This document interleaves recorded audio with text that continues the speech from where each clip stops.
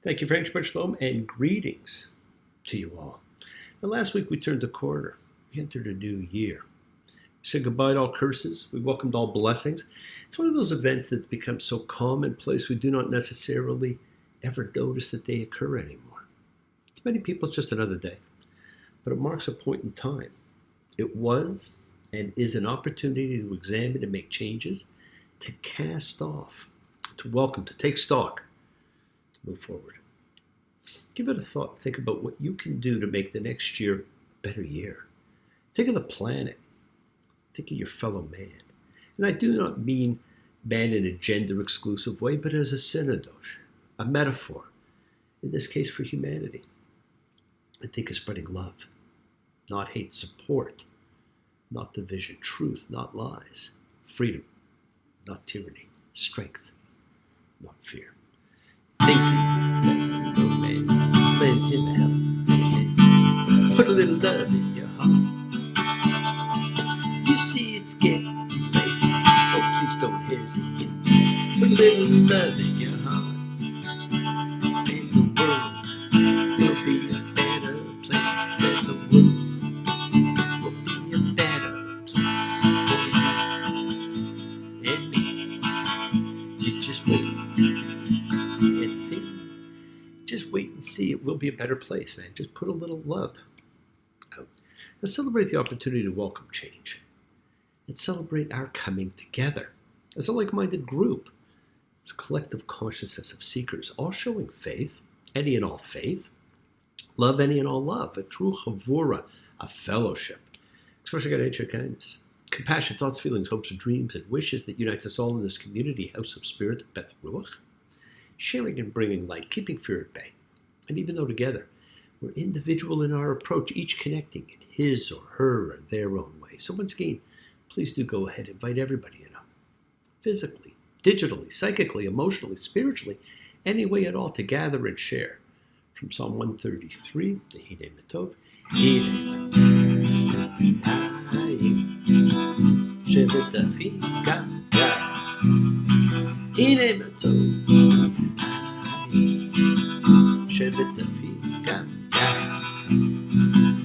How good, how pleasant it is for brothers and sisters together.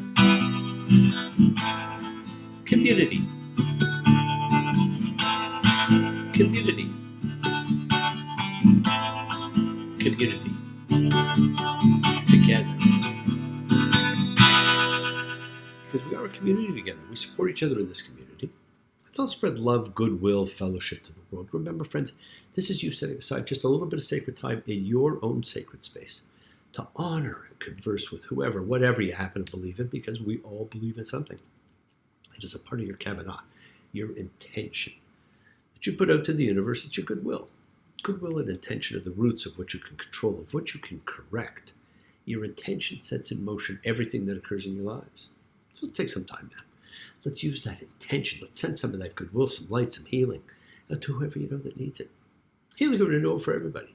It just floats through space, finding those that need. So send it out for those you know and for the souls and spirits of everybody you love and ever have loved.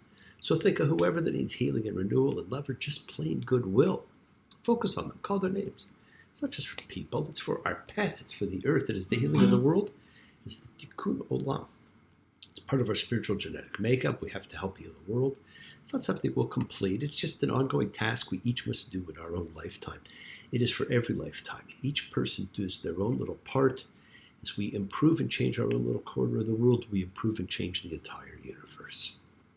Part of that healing of the world is the sending of thoughts and energy for health and renewal and goodwill for everybody. They don't have to be sick. It's for those in our hearts and our minds. So let's all send energy out for the people in need everywhere. Special thoughts and prayers always for those who are either undergoing surgery or have special care or have true, real medical needs. We pray for those who need prayer. We don't have to know them. We didn't know the football player, but we all prayed for his recovery. We want health, recovery, good life for everybody around us. For Cheryl and Sam, for Gloria and Doria, for Ronnie and John, for Fern and Johnny, for Terry and Barry, for Snoopy and Agent K, for Shelley and Danny, for Nina, for my pal, for all those suffering and in need. Let's not forget to include those familiars in our lives. All of our sacred animal friends everywhere. For everybody you know in need, for the whole world, and for the bee. Friends, it is the kindness, the healing wishes, the goodwill and love we all send out. It just circles the world finding those in need. So thank you, each of you, for all you do, for all you care, because the world is a world of spirit. And spirit, my friends, never dies. Me, Chanel, Avotated, a chord, Limotated, may the source of strength bless the ones before us. Help us find the courage, make our lives a blessing. The renewal of body, the renewal of spirit. Let us say, Amen. Mishperach, let us all have our spirits renewed, because this is the great prayer for healing, my friends, in which we call upon God to heal as He's healed before. Mishperach, may He who blessed, because all healing is a blessing. Let's all send and receive healing and renewal energy in our efforts to love, to share, to care, to grow. And thank you for the names you've sent in. We lit candles with a special memorial service, which serves to elevate and honor the souls and spirits of those we miss. And we still light candles and do so on an ongoing basis. For anybody who wants a candle lit for the spirits of their departed loved ones, just continue to send in names, and we'll continue to light candles for them. And thank you, all of you who have bestowed your donations on our efforts. It's very appreciated. And do not forget, we're only 2 weeks from another opportunity to welcome a new year, as we are coming up on the year of the bunny, and we're going to be talking about that over the weeks to come. Overture, curtains, lights. This is it, the night, the nights. Oh, rehearsing and rehearsing apart. We know every part by heart. Overture, curtains, lights. This is it, you'll hit the heights. And oh, what heights we'll hit. On with the show, this is it. And I hope none of you suddenly find your kids or maybe grandkids can no longer enjoy the great cartoons we all enjoyed once before. Although I think it's too late. I think a lot of them have already been canceled and removed. Now, as new things are upon us, some things are ending. Always happens that way. One of which is the book of Genesis. Now, this last reading that we're going to read today wraps things up. It covers the last days of Jacob, his bizarre blessings to his sons, his death. But we also say goodbye to Joseph, the dream master. We need to close this chapter. And that shifted from the universe to the world to a family. And the death of the last of that direct family, Joseph, will suddenly propel us 400 years into the future with the book of names, Shemot, Exodus, will begin. Now, Jacob lives in Egypt 17 years. It's perfect symmetry. Just as Joseph was in the lap of Jacob 17 years before being sold by his brothers, Jacob is in the lap of Joseph 17 years. And in this wrap-up, we see everything come to a speedy conclusion as we read Vayachi, and he lived. Now, Jacob dies. Joseph dies. But not before the true colors of the brothers show. And even Joseph shows his true colors. I see your true colors shining through. I see your true colors. That's why I love you. Don't be afraid to let them show. True colors. True colors are beautiful like a rainbow. Now, for the brothers, their true colors are more lies and deceit. For Joseph, he enters a world of forgiveness and demonstrates it to us. Now, we've seen that each act of deception, since the story of Jacob began, has led to another deception that came as a recompense. Deceptions and hurts with a family can go on in a perpetual cycle. Look at your own families. In order to bring it to an end, one member of the family who's entitled to retribution must stop the cycle and forgive instead. One must rise above and be the bigger. That is what Esau did. That is what Joseph does here.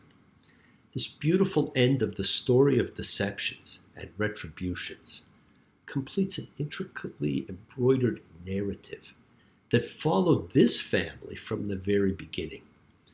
This marks the end of an era. It is the true end of a line. You can sit around and wait for the phone to ring, waiting for someone to tell you everything.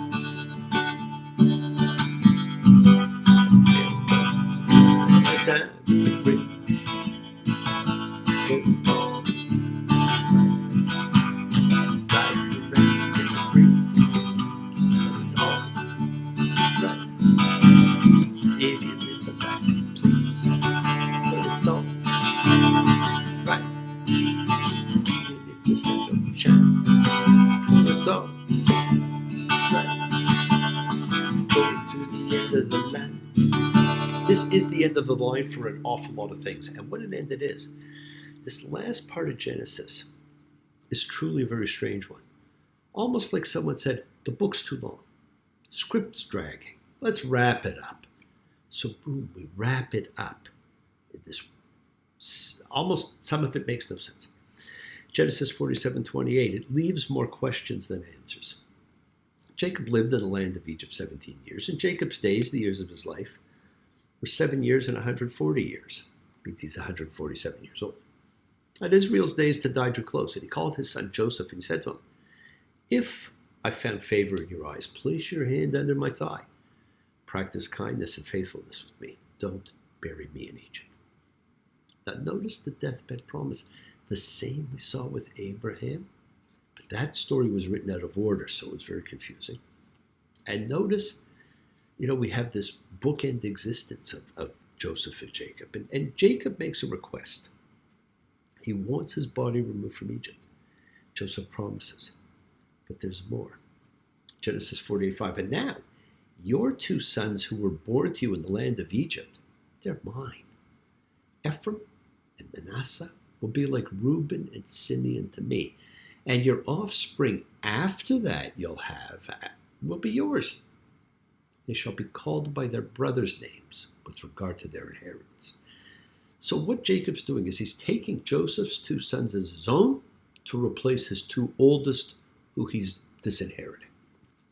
And he blesses them. And Israel put out his right hand and placed it on Ephraim's head, and he was the younger, and his left hand on Manasseh's head. He crossed his hands because Manasseh was the firstborn, and he switches firstborn for younger as he did to his own brother. Jacob then calls his sons to him. Genesis 49:1. Jacob called to his sons and said, gather, and I'll tell you what will happen to you in future days. This is not a blessing. It's known as the blessing of Jacob, but it's a series of hate-filled curses and predictions that he visits on each son. He's the Nostradamus of his time, and he has nothing nice to say about any of them. Now, it's shocking to see a father treat his sons this way, but maybe not so shocking, not for him. And we may all know people like Jacob, angry, fearful, hateful, resentful. It's bad enough that they choose to live life that way, but even worse is how they parent and poison their own children. No one should ever receive these kinds of blessings, ever. Now he wants to be buried in the cave of Machpelah, the family tomb. And Jacob finished commanding his sons, and he gathered his feet into the bed, and he expired. And he was gathered to his people. He dies. He gives these blessings. He dies, and he gets a royal treatment. Genesis 52. And Joseph commanded his servants, the physicians, to embalm his father. And the physicians embalmed Israel. They spent 40 days on him, because that is the number of days they spent on the embalming. And Egypt mourned him 70 days. Joseph tells Pharaoh he promised his father that he'd bury him at home. So Pharaoh's entire retinue goes too. And he had like royal burial. And the entire embalming process was the same as it would have been for a Pharaoh. The Canaanites, residents of the land, saw the mourning at the threshing floor of Atan and said, this is a heavy mourning to Egypt. Even they knew that this was something big. This man's position cannot be underestimated. The mystery of just who Joseph was is staggering and should be investigated. This was no ordinary burial. This was a true state affair. Now, often, death in a family brings the members together.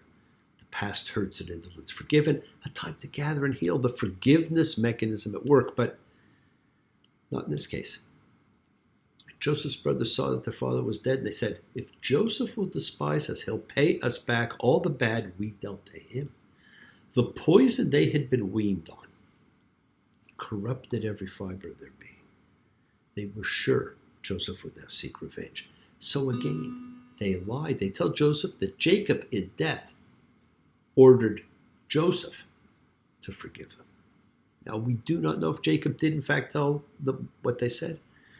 I would not be surprised. It would be in his character to believe that Joseph was lying in wait to seek vengeance, because that's how these people thought. But that's not Joseph. Joseph has learned the beautiful art of forgiveness, just as Esau had.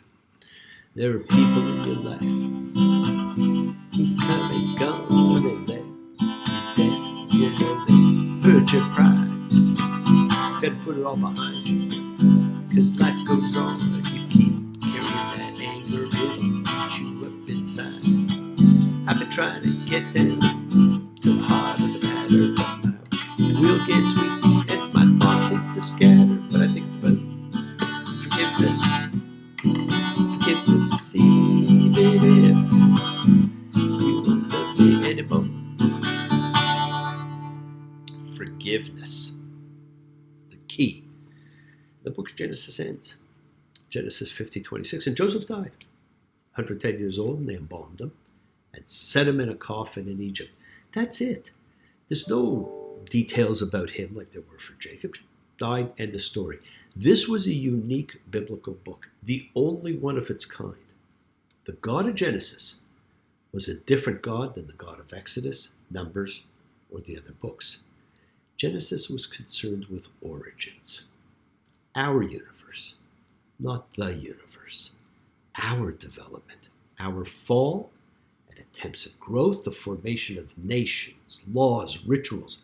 It is a book that explores the origin and development of our emotional selves, our relationships to ourselves, fellow beings, to our world, to our God, and spiritual practices. Exodus and Numbers can almost be seen as a story of the attempted return of man and his journey of self-discovery.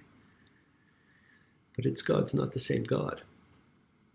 Leviticus was the handbook of the priest. Deuteronomy, the missing book, was most probably one of the writings in the book of law by the kings. So while we normally read in a specific order, I would encourage you to read it a little bit differently sometime. Read Genesis, Exodus, Numbers. And then if you want, you read Leviticus and Deuteronomy. Because Genesis, Exodus, and Numbers do tell a much more complete story. Yes, the world is sacred, my friends. So is everything in it. Express your gratitude. Light a candle, make a wish, celebrate your life and the lives of those you love. Share your feelings with them. Live free, be free, honor your freedom. Be well, be happy, be blessed. Share and honor the light, and all who live in the light and continue to shine. Continue to send everybody you know goodwill and love. Pray for peace and freedom for everyone. And end to terror and hatred. My friends, we're a community. We learn together. We celebrate each other. We love each other. We share this ride together, men and women equally.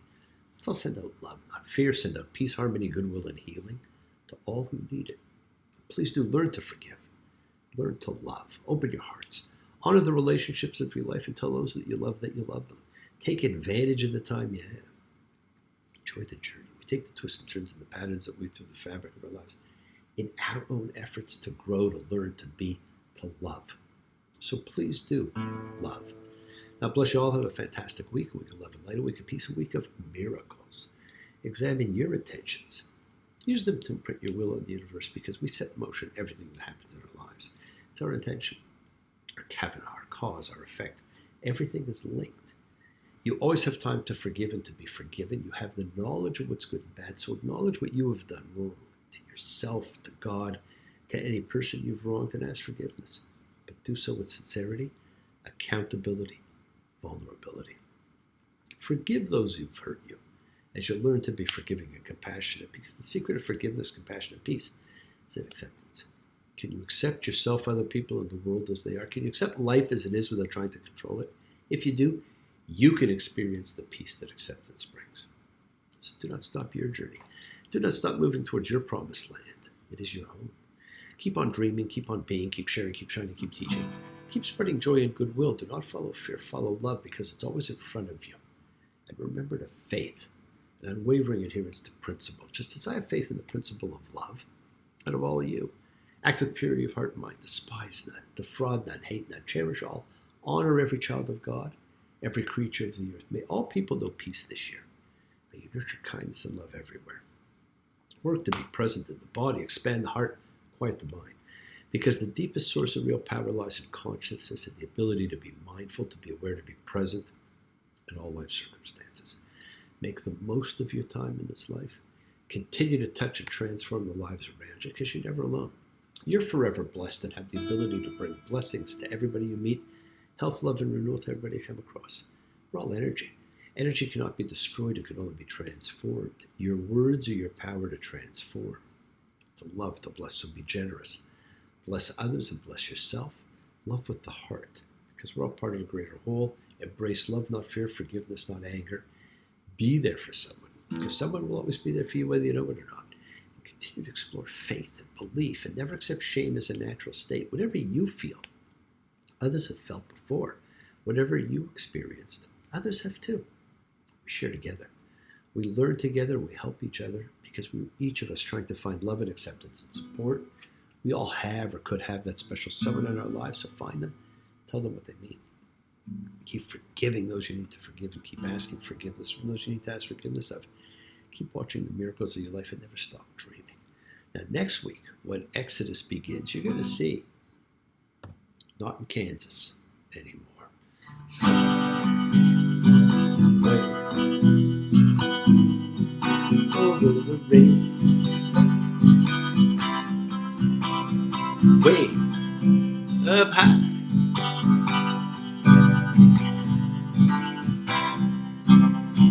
There's a lake that I heard of once in a lullaby.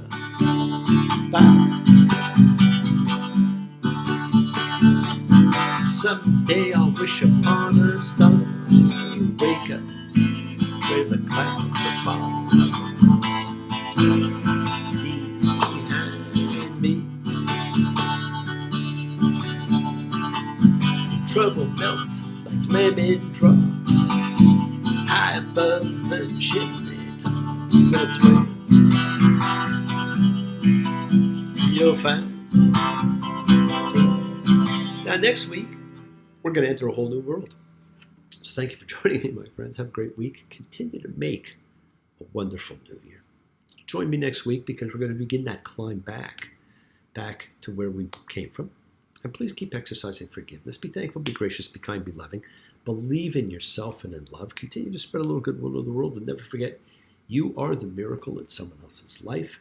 Shabbat shalom and blessings to you all. Take care.